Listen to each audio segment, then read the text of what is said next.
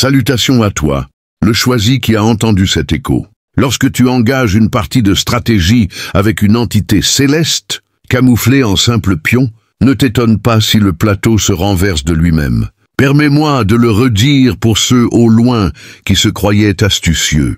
Tu ne triomphes pas dans une quête mystique en rusant face à un être dispatché comme ton épreuve ultime. Voilà le secret. La majorité des intrigants ne prévoient jamais les retombées.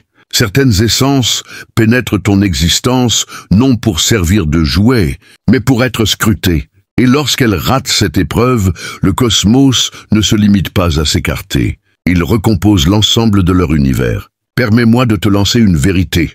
D'après les études sur les comportements humains, les intrigants invétérés s'imaginent souvent intouchables, jusqu'à ce que le mirage de la maîtrise se retourne contre eux et provoque ce qu'on nomme une déroute égocentrique. Mais voici le revirement que nul n'évoque. Lorsque tu intrigues contre un choisi, ce n'est pas seulement ton arrogance qui s'écroule, c'est l'architecture complète de ton quotidien.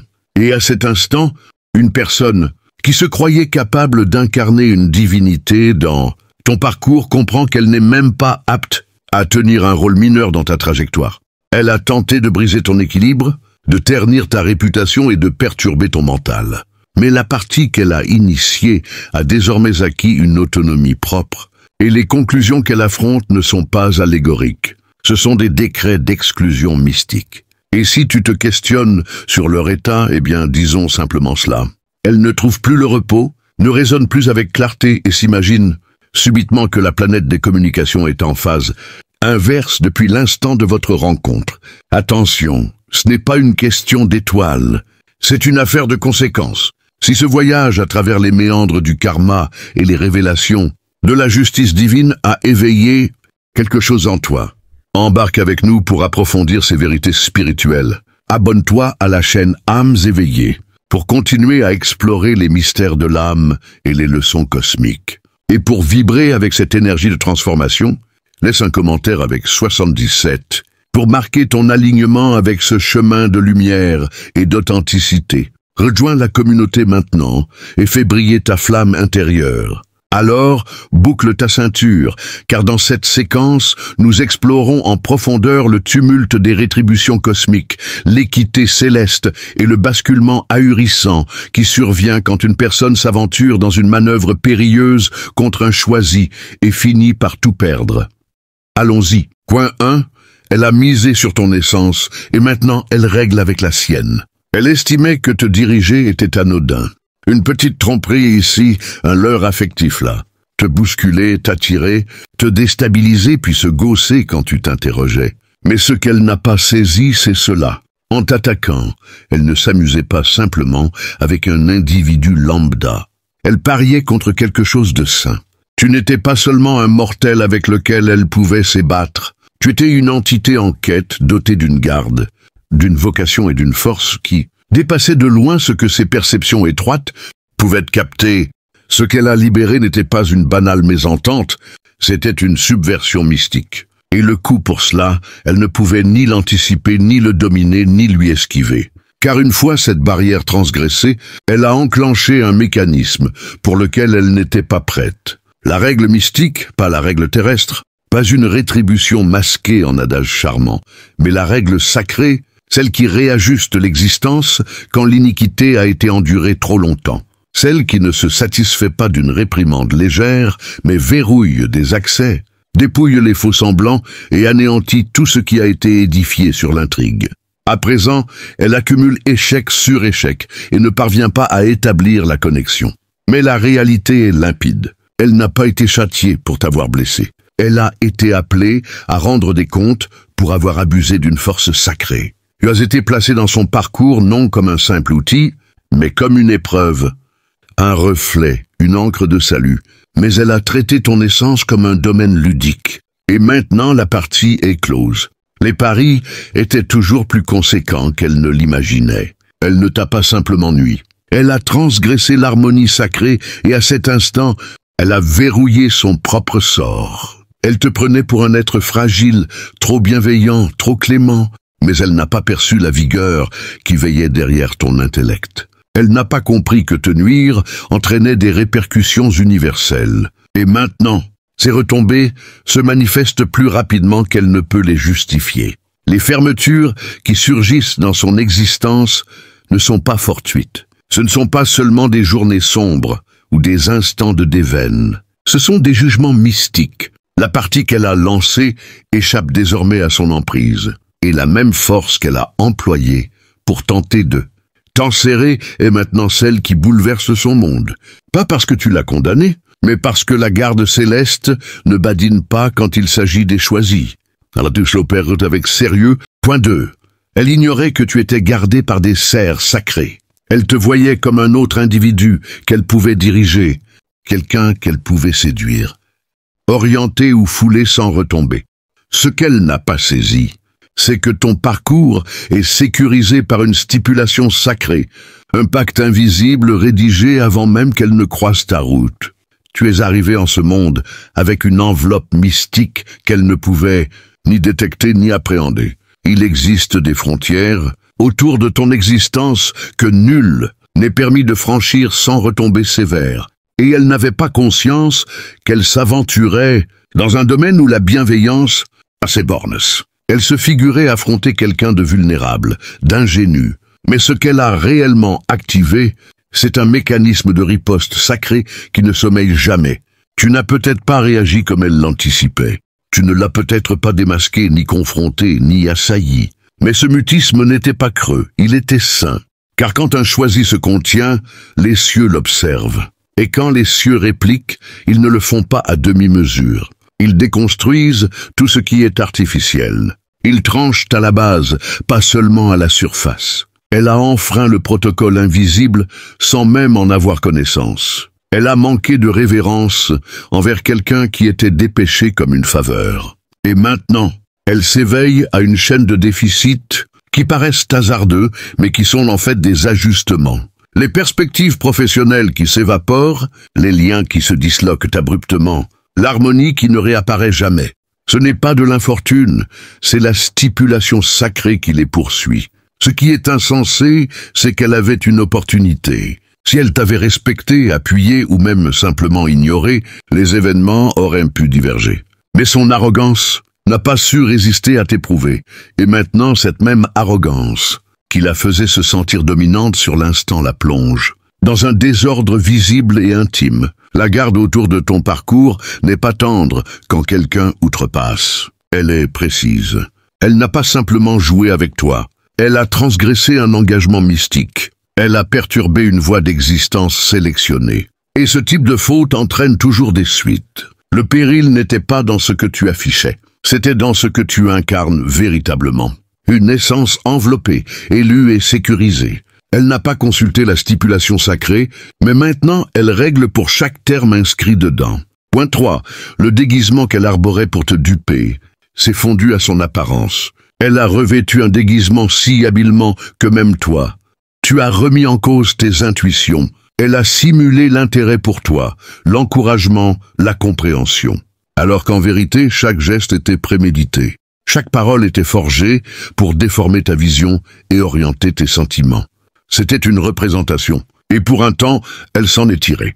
Elle a endossé le rôle de la souffrante, du complice, du partenaire, du compagnon loyal, tout ce qui lui offrait d'approcher ta clarté. Mais la réalité sur les déguisements, c'est que plus tu les portes durablement, plus ils deviennent ardus à retirer. Et maintenant, ce déguisement s'est amalgamé à son apparence. Elle a tant falsifié que les falsifications sont devenues son caractère. Elle a intrigué si longtemps qu'elle ignore comment se lier à quiconque sincèrement. Son identité est désormais captive de l'illusion qu'elle a employée pour t'appâter. Elle ne simule plus. Elle est devenue le personnage fictif qu'elle a inventé. Et l'aspect le plus terrifiant, c'est que ce personnage se retourne désormais contre elle. Quand quelqu'un arbore un faux visage trop longtemps, il commence à perdre le lien avec son authentique soi. Son essence se retrouve ensevelie sous des strates d'intrigue, de vanité et d'appréhension. Et finalement, le déguisement ne dissimule plus seulement sa réalité. Il commence à ruiner tout ce qui se cache derrière. C'est là où elle en est à présent. Elle ne sait plus qui elle est sans la représentation. Elle ne peut pas être authentique, car l'authenticité exige de la fragilité, et elle a incendié ce lien avec tous ceux qu'elle a exploités. L'attrait qu'elle employait ne opère plus. La fausse compassion qu'elle utilisait pour susciter de l'empathie est maintenant perçue comme de l'intrigue par les mêmes individus qu'elle a autrefois abusés. Elle perd sa fiabilité, son image se désagrège subtilement. Les individus s'écartent non à cause de conflits, mais à cause d'un inconfort. Car la vibration autour d'elle paraît contrainte, factice et instable. Le déguisement lui a conféré de l'autorité un moment, mais maintenant, il est devenu son cachot. Elle ne peut pas le retirer sans révéler tout ce qu'elle a accompli pour le maintenir. Et voici le basculement. Elle estimait que ce serait toi qui sombrerais.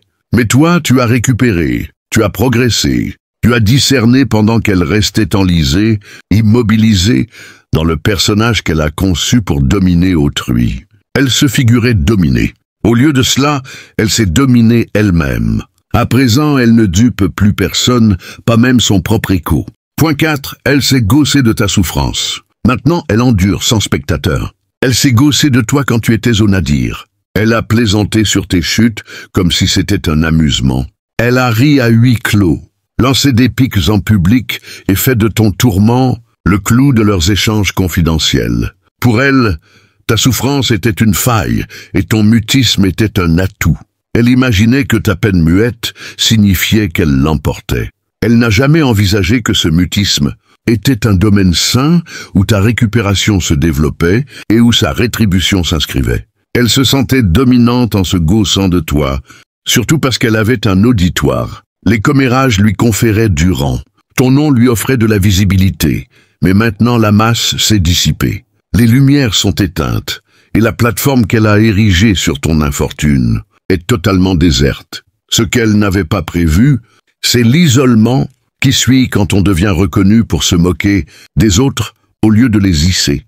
À présent, elle endure en privé, et ce n'est pas le type de souffrance qui attire la compassion. Ce n'est pas quelque chose qu'elle peut confier aux autres. Cette souffrance est muette, oppressante, imprégnée de la disgrâce qui surgit quand on réalise qu'on avait entièrement tort. Elle ne peut pas diffuser son affliction, elle ne peut pas publier ses remords, car reconnaître ce qu'elle traverse équivaudrait à avouer ce qu'elle t'a infligé. Elle est captive d'une geôle affective, et les parois se resserrent. Plus personne ne l'acclame, plus personne n'entend. Les mêmes individus qui riaient avec elle sont maintenant suspicieux, éloignés ou complètement absents. Et maintenant, elle discerne quelque chose de cruel. Elle a transformé ta souffrance en spectacle, et maintenant, l'existence a transformé la sienne en une projection silencieuse, sans auditoire, sans ovation et sans issue. Ce qui la fracture, ce n'est pas seulement la souffrance, c'est le mutisme qu'elle a autrefois raillé. Elle en savoure enfin la saveur. Mais au lieu de récupérer intérieurement comme tu l'as fait, elle s'effondre. Elle n'a pas d'amarre, pas de miséricorde, pas de clarté. Car quand tu exploites la souffrance d'autrui pour alimenter ton arrogance, l'existence te conduit finalement dans un lieu où ton arrogance ne peut te secourir. Elle t'a observé te débattre et s'est esclaffée. À présent, elle chute sans que quiconque n'observe et sans que quiconque ne se préoccupe suffisamment pour la retenir. Point 5.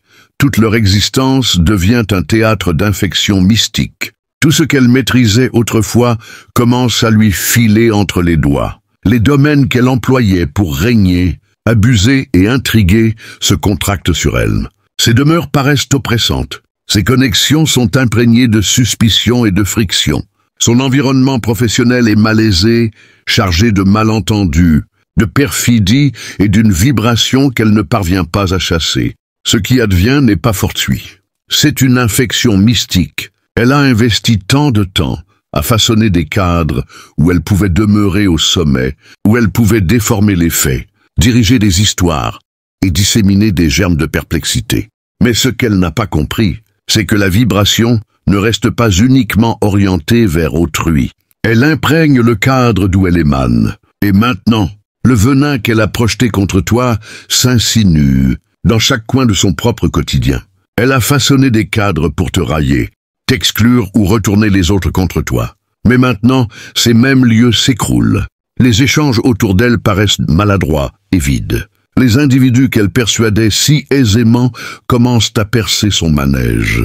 C'est comme si un voile se dissipait, mais seulement pour les autres. Elle persiste avec un schéma qui n'opère plus. Elle ne peut pas se détendre chez elle. L'atmosphère est accablante, son repos est altéré. Les parois qui lui procuraient autrefois du réconfort résonnent maintenant de chaque falsification qu'elle a proférée. Ses connexions s'effilochent également, car la domination est un piètre ersatz de la liaison. Et quand l'intrigue est le fondement, la ruine est assurée. Même dans son labeur ou en société, elle porte quelque chose d'accablant. Les individus ne connaissent peut-être pas l'intégralité du récit, mais ils perçoivent la mutation, la traite à vanished. Les expressions n'ont plus le même effet. L'éclat qu'elle portait comme une protection commence à exhaler le désarroi. C'est parce que la vibration qu'elle a propagée dans le monde se replie maintenant sur elle-même et rien de ce qu'elle a édifié n'est protégé contre cela. Elle estimait pouvoir diriger les issues en générant des cadres nocifs, mais la vibration ne prend pas parti. Elle trace l'origine, et comme elle était l'origine de cette ombre, cette même vibration démantèle maintenant tout ce qu'elle a effleuré, subtilement, exactement, impitoyablement. Point 6. Elle estimait que te fracasser était une distraction. Maintenant, son mental est l'arène de combat. Elle estimait pouvoir te fracasser et s'en tirer intact. Elle estimait que les falsifications, l'intrigue et la subversion affective te pulvériseraient et renforceraient ses sensations de domination. Elle s'est adonnée à des manœuvres psychiques comme si c'était un loisir, sondant tes bornes, scrutant tes réponses, se repaissant de ta désorientation. Pour elle, tout cela n'était qu'une tactique, perverse pour remporter une confrontation dont tu ignorais même la présence. Mais elle ne s'est jamais interrogée sur ce qui surviendrait si la confrontation se retournait contre elle. À présent, son propre mental est devenu un terrain adverse. L'équilibre qu'elle feignait a disparu. L'assurance qu'elle simulait s'est émiettée. Elle est agitée, inquiète, questionne tout et chacun, y compris elle-même. Elle est tourmentée non seulement par le remords, mais par l'angoisse. L'angoisse que la réalité éclate. L'angoisse que la rétribution les surveille. L'angoisse que ce qu'elle t'a infligé lui revienne sous une forme qu'elle ne peut prévoir. Le mutisme qu'elle employait pour te dominer s'est retourné contre elle. Il est trop assourdissant maintenant. Elle ne peut échapper à ses propres réflexions. Elle ne repose plus sans crispation. Elle ressasse des dialogues qui n'ont jamais existé. Elle tente de prévoir des issues qu'elle ne maîtrise pas. Elle s'obsède sur des individus qui ne lui accordent plus confiance. Elle analyse chaque regard, chaque terme, chaque intervalle dans un envoi. C'est le type de tumulte cérébral qui ne s'annonce pas avec éclat, mais qui érode progressivement la fermeté, et le plus grave, c'est qu'elle ne peut solliciter de soutien, car cela nécessiterait de révéler la réalité. Elle devrait confesser ce qu'elle a accompli, à quel point c'était prémédité et qui elle est réellement sous l'emprise. Mais sa vanité ne le permettra pas. Alors à la place, elle persiste à feindre, affichant un rictus extérieur tourbillonnant intérieurement. Elle possédait un manuel, diriger le récit, rester 10 pas en avant, déstabiliser autrui. Mais maintenant, c'est elle qui est déstabilisée, et le conflit qu'elle a déclenché pour anéantir ton équilibre s'est mué en une arène cérébrale dont elle ne peut s'évader. Il n'y a plus de tactique, plus de coups à jouer, plus de force intérieure pour lutter, car la confrontation est terminée et elle s'est égarée dans le déroulement. Point 7. Sa rétribution n'a pas tapoté. Elle a enfoncé l'entrée. La rétribution ne s'est pas manifestée courtoisement. Elle n'a pas susurré. Elle n'a pas prévenu. Elle a surgi comme si elle avait patienté trop longtemps pour recouvrer l'ardoise. Ce n'est pas le type de rétribution dont on discute en ligne avec des maximes tendres et une mélodie relaxante. C'est celle qui recompose des existences sans avertissement. Elle émerge sans convocation, inverse leur réalité et les défie de la rationaliser. Et franchement, elle ne le peut pas. Elle imaginait que ce qu'elle t'avait infligé resterait occulté, que nul ne l'avait détecté, que nul ne s'en préoccupait. Mais le cosmos observait et il n'omette pas. Il ne trace pas seulement ce qui a été accompli. Il trace pourquoi cela a été accompli. Les rictus égocentriques, la suffisance, le délice qu'elle tirait de ton tourment. Il retient leur présomption, leur sensation d'invincibilité, la façon dont elles se croyaient inatteignables. Et c'est cette composante qui a enclenché ce degré de sévérité. Ce n'était pas simplement la perfidie, c'était la vanité qu'elle exhibait en l'exécutant. À présent, elle affronte des ripostes qu'elle n'avait jamais prévues. Les perspectives s'évaporent, les individus s'éclipsent, ce sur quoi elle misait. Ressources, images, réseaux de soutien s'écroulent simultanément. Rien ne tient, rien ne paraît stable, et cela survient trop promptement pour qu'elle puisse le gérer. Car cette rétribution ne procède pas par paliers, elle arrive par ondes, pesante, inexorable, avilissante. Chaque falsification qu'elle a proférée, chaque germe de scepticisme qu'elle a semé, chaque rictus artificiel qu'elle a arboré tout en te frappant par derrière, tout cela ressurgit maintenant, pas allégoriquement. Concrètement, les individus le discernent, le démasquent, la laissent sans refuge. Ce n'est pas une sanction, c'est un redressement. Une remise à zéro intégrale, conçue non seulement pour l'avilir, mais pour rappeler à chaque facette de son intellect que l'harmonie sacrée ne peut être raillée. Et voici le basculement. Elle ne s'attendait pas à ce que les retombées aient des crocs. Elle anticipait un sursis, peut-être un soupçon de remords ou une légère riposte. Mais ce qu'elle confronte à présent n'est pas un malaise affectif, c'est une destruction mystique. L'entrée qu'elle a fermée à ton encontre a été arrachée de ses pivots. Et maintenant, la rétribution parcourt chaque compartiment de son existence, renversant les surfaces et exhumant les preuves. Voilà ce qui survient quand tu joues vicieusement. Et que tu imagines que le cosmos sommeille, il ne sommeille pas. Il est simplement endurant. Mais quand il agit sans compassion. Point 8. Elle t'a employé comme rempart. À présent, elle est vulnérable de toutes parts. Elle n'était pas captivée par toi seulement pour ton être. Elle était captivée par la garde, la radiance et la stabilité que tu dégageais, des qualités qu'elle cherchait à s'approprier pour masquer ses propres failles intérieures. En te rapprochant, elle espérait se servir de ton aura, comme d'un bouclier contre ses propres ombres, absorbant ta force pour combler ses vides, sans jamais offrir quoi que ce soit en retour. C'était une stratégie subtile, où elle se positionnait comme une alliée tout en puisant dans ton énergie sacrée pour se protéger des tempêtes qu'elle avait elle-même semées ailleurs. Mais ce qu'elle ignorait, c'est que cette lumière n'est pas un bien transférable. Elle est liée à une essence divine qui ne tolère pas l'exploitation.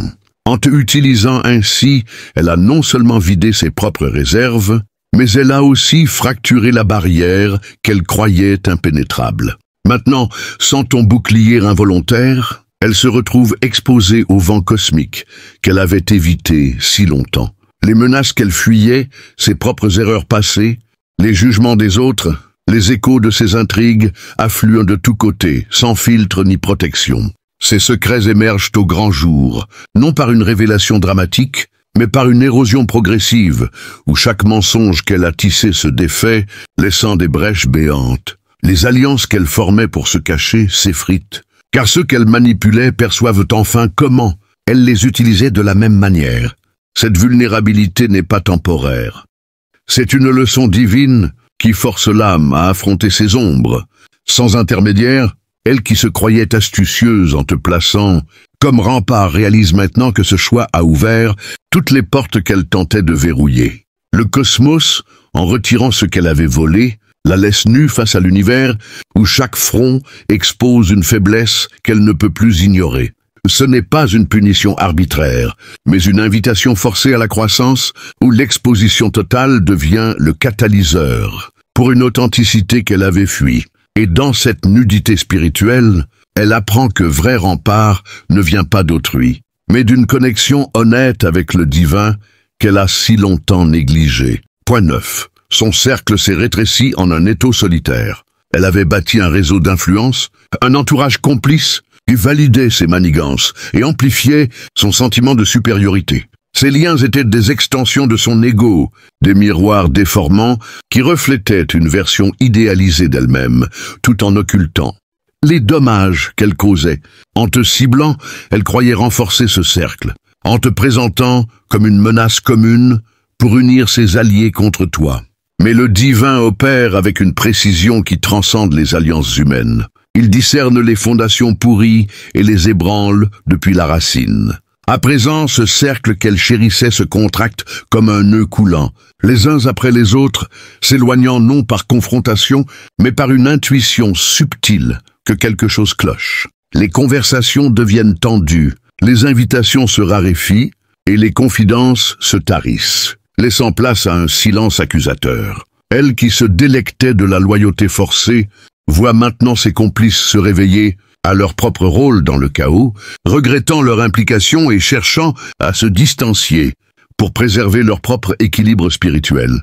Cette contraction n'est pas hasardeuse, c'est une purification cosmique qui isole l'âme pour qu'elle affronte ses actes sans distraction. Dans cette solitude croissante, elle est contrainte de contempler les échos de ses choix, où chaque départ est un miroir tendu vers ses propres trahisons. Le divin, en rétrécissant son monde, lui offre une opportunité, déguisée, celle de reconstruire, sur des bases authentiques, loin des illusions de pouvoir. Mais pour l'instant, cet étau solitaire la presse, révélant que les liens forgés dans la manipulation ne résistent pas à la lumière de la vérité, et que la véritable communauté naît de l'honnêteté, non de la ruse. Point 10. Les portes qu'elle ouvrait, pour te piéger, se sont refermées sur ses ambitions. Elle avait conçu des stratégies élaborées, ouvrant des voies d'accès à ton monde pour y semer le doute et récolter le contrôle. Ces portes étaient des métaphores vivantes, des opportunités qu'elle créait artificiellement, des relations qu'elle infiltrait, des secrets qu'elle extorquait pour mieux te désarmer. Mais l'univers, gardien des équilibres, inverse les flux quand l'intention est impure. À présent, ces mêmes portes claquent à son visage, bloquant les chemins qu'elle empruntait pour avancer. Les ambitions professionnelles qu'elle nourrissait s'évanouissent, les alliances stratégiques se rompent, et les projets qu'elle ourdissait s'effondrent sous le poids de leur propre duplicité. Ce verrouillage n'est pas une coïncidence. C'est une intervention divine qui protège les flux sacrés de l'énergie, empêchant que la noirceur ne contamine davantage. Elle qui se voyait comme une maître des ouvertures, réalise maintenant qu'elle a activé un mécanisme de fermeture automatique où chaque tentative de manipulation rebondit sur elle. Dans cette impasse, elle est forcée de questionner ses motivations profondes, apprenant que les portes du destin s'ouvrent par l'alignement spirituel, non par la force ou la tromperie. Le cosmos, en scellant ses accès, lui enseigne la patience et l'humilité, transformant ses ambitions frustrées en un appel à une croissance intérieure. Et tandis qu'elle frappe en vain contre ces barrières, elle commence à entrevoir que les véritables opportunités naissent de la pureté d'intention et que forcer les serrures divines ne mène qu'à une prison auto-imposée. Point 11. Son ombre qu'elle projetait sur toi s'est épaissie en un voile sur sa propre vision. Elle avait l'habitude de projeter ses insécurités sur autrui, te chargeant de ses peurs et de ses faiblesses pour mieux les nier en elle-même. En te manipulant, elle te peignait comme l'incarnation de tout ce qu'elle redoutait, transformant tes forces en menaces pour justifier ses actes. Mais le principe spirituel de la réflexion est implacable. Ce que l'on projette revient amplifié. À présent, cette ombre qu'elle t'imposait s'est densifiée autour d'elle, obscurcissant sa propre perception du monde. Elle voit des complots partout, des trahisons dans chaque geste bienveillant et des échecs dans ses propres réussites potentielles. Ce voile n'est pas extérieur. Il est tissé de ses propres illusions, bloquant la lumière qui pourrait la guider vers la guérison. Dans cette obscurité croissante, elle est contrainte de naviguer à tâtons, où chaque pas révèle une couche supplémentaire de ses peurs refoulées. Le divin utilise ce mécanisme pour forcer l'introspection, transformant l'ombre projetée en un miroir intérieur qui refuse de se briser. Elle qui cherchait à t'aveugler se retrouve elle-même dans les ténèbres, apprenant que la clarté spirituelle naît de l'acceptation de soi, non de la déformation d'autrui. Et au fur et à mesure que ce voile s'épaissit, elle discerne lentement que lever ce brouillard demande du courage, celui de affronter ses démons sans les attribuer à d'autres, menant finalement à une illumination personnelle qu'elle avait si longtemps évitée. Point 12. Les graines de discorde qu'elle semait reviennent comme une récolte empoisonnée. Elle plantait subtilement des semences de division autour de toi, murmurant des doutes, attisant des jalousies et créant des fissures dans tes relations pour t'isoler et te rendre vulnérable. Ces graines étaient invisibles au départ, germant lentement dans les esprits des autres pour renforcer son emprise. Mais la loi cosmique de la récolte est inéluctable. On moissonne ce que l'on sème, multiplié par l'intention. À présent, ces mêmes graines bourgeonnent dans son propre jardin, produisant une moisson toxique qui contamine ses liens et ses projets. Les divisions qu'elle encourageait se retournent contre elle, créant des clivages dans son entourage, des conflits internes qui minent sa stabilité. Cette récolte n'est pas symbolique. Elle se manifeste par des querelles inattendues, des alliances rompues et une atmosphère de suspicion qui l'entoure comme un nuage. Le divin, en accélérant cette germination, lui montre que la discorde n'engendre que plus de chaos et que semer la paix aurait porté des fruits bien différents. Dans cette abondance empoisonnée, elle est forcée de consommer ses propres créations, apprenant amèrement que l'énergie investie dans la division ne peut que se multiplier contre soi. Et tandis qu'elle tente de arracher ces mauvaises herbes, elle réalise que la véritable fertilité spirituelle vient de planter des graines d'unité et de vérité, transformant sa leçon en une opportunité de cultiver un sol plus pur pour l'avenir. Point 13. Sa voix qui portait le mensonge s'est muée en un écho hollow. Elle maîtrisait l'art de la parole trompeuse, tissant des récits qui déformèrent la réalité pour te discréditer et te déstabiliser.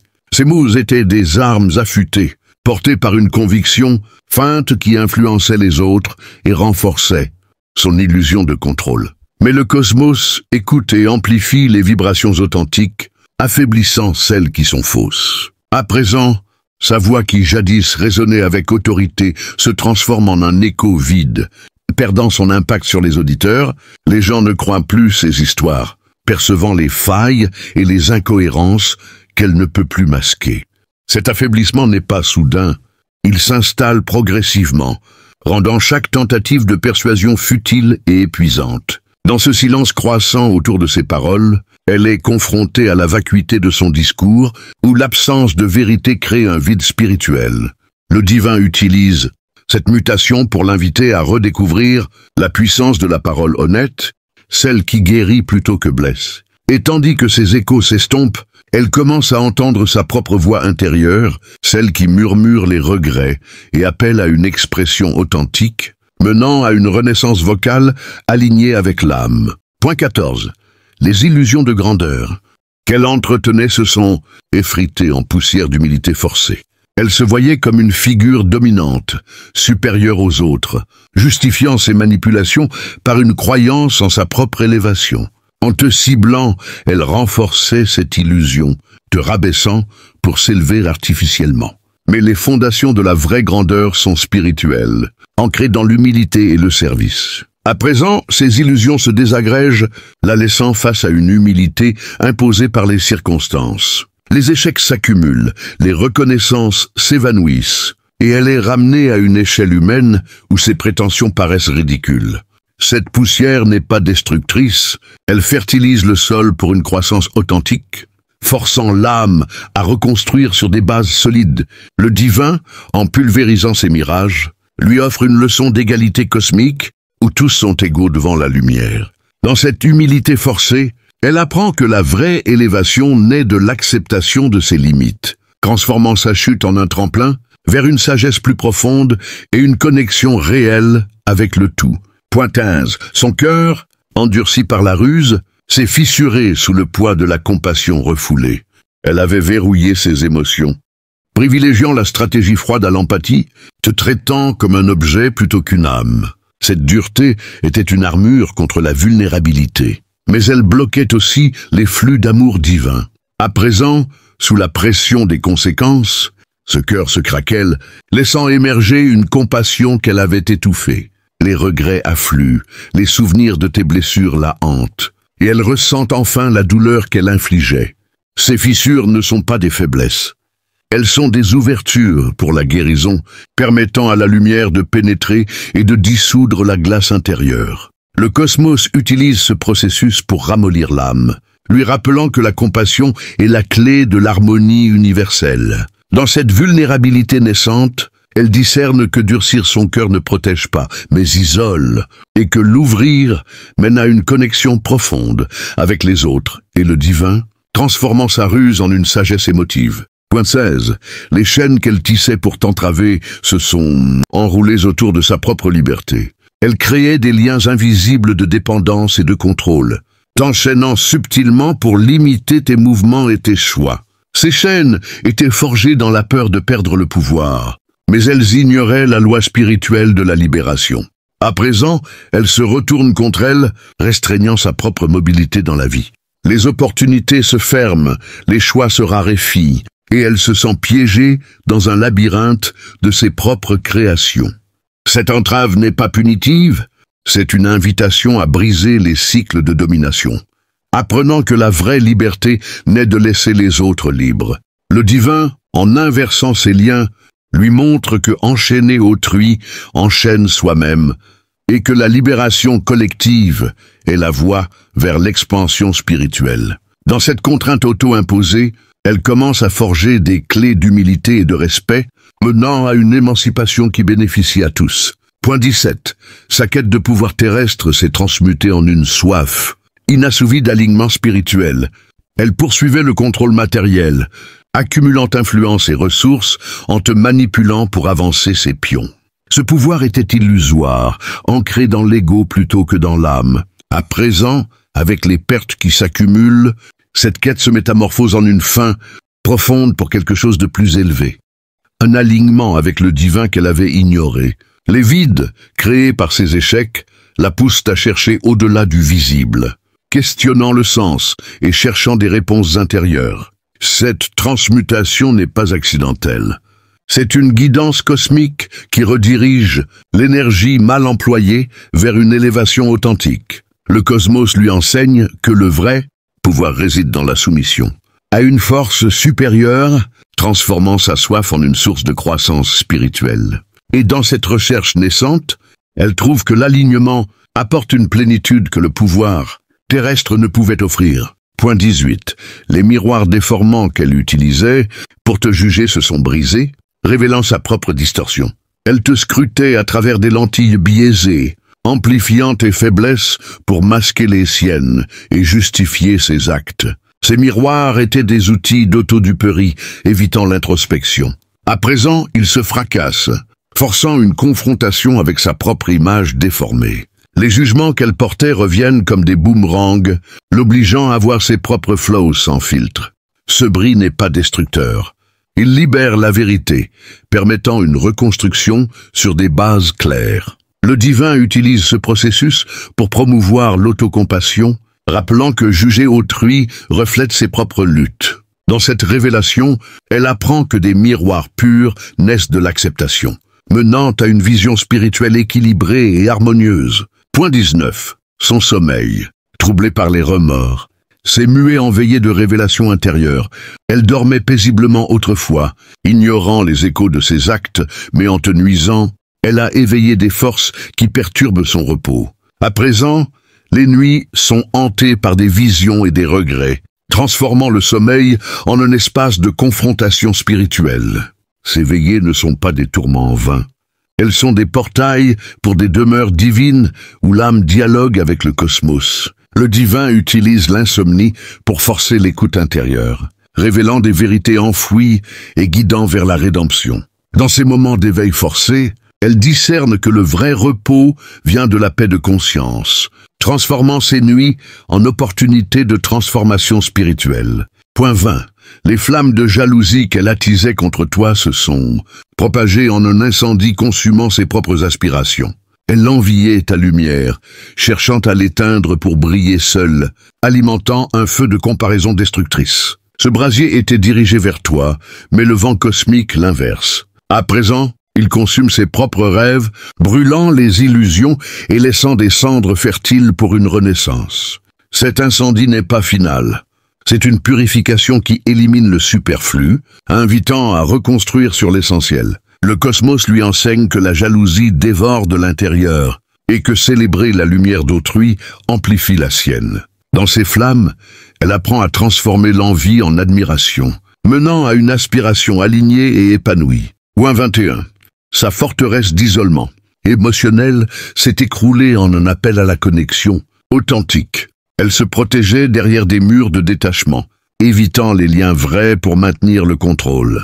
En te manipulant, elle renforçait ses remparts, mais ils étaient fragiles.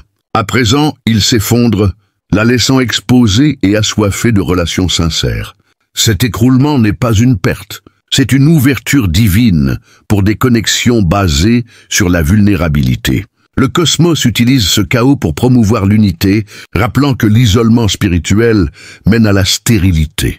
Dans les décombres, elle commence à bâtir des ponts d'authenticité, transformant sa solitude en une communauté nourrie par l'amour divin. Point 22.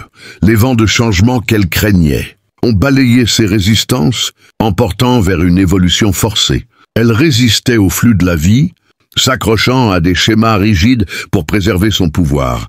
En te résistant, elle défiait le courant divin. À présent, ces vents soufflent avec force, emportant ses attaches et la propulsant vers un renouveau.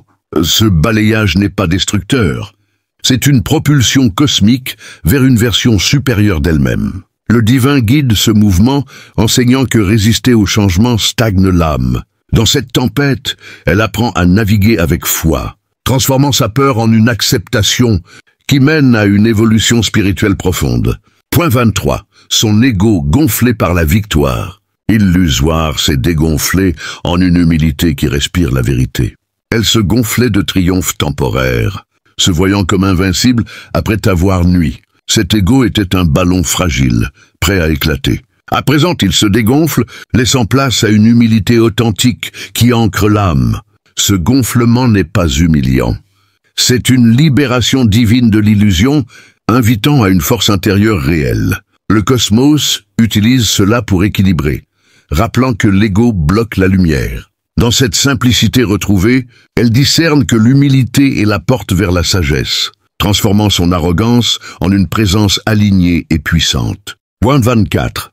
Les échos de ses actes passés se sont amplifiés en une symphonie de leçons karmiques. Elle croyait que ses actions s'estompaient, mais elles résonnaient plus fort avec le temps. En te blessant, elle a composé une mélodie discordante qui revient en boucle. À présent, cette symphonie joue sans relâche, enseignant à travers chaque note les conséquences de ses choix. Ces échos ne sont pas punitifs. Ils sont une musique divine qui harmonise l'âme. Le cosmos orchestre cela pour la croissance, rappelant que chaque acte vibre éternellement. Dans cette audition forcée, elle apprend à composer avec intégrité, transformant le dissonance en une harmonie spirituelle durable. Point 25. Sa chute apparente s'est révélée comme une ascension déguisée vers la rédemption. Elle percevait ses pertes comme une défaite finale, mais le divin voit plus loin. En te manipulant, elle a initié un cycle qui culmine en une opportunité de renaissance. À présent, cette chute est un tremplin, propulsant l'âme vers une rédemption où les leçons deviennent des ailes. Cette ascension n'est pas immédiate. Elle demande du travail intérieur, mais elle est guidée par une grâce infinie. Le cosmos transforme ainsi le chaos en ordre, enseignant que chaque bas-fond mène à un sommet spirituel. Dans cette révélation, elle embrasse le processus, transformant sa douleur en une lumière qui illumine non seulement elle-même, mais potentiellement les autres. Si cette exploration du karma et de la justice divine t'a touché, abonne-toi à la chaîne Âmes éveillées pour plus de contenus inspirants et spirituels. Et laisse un commentaire avec 99. Pour manifester ton alignement avec ces vérités cosmiques,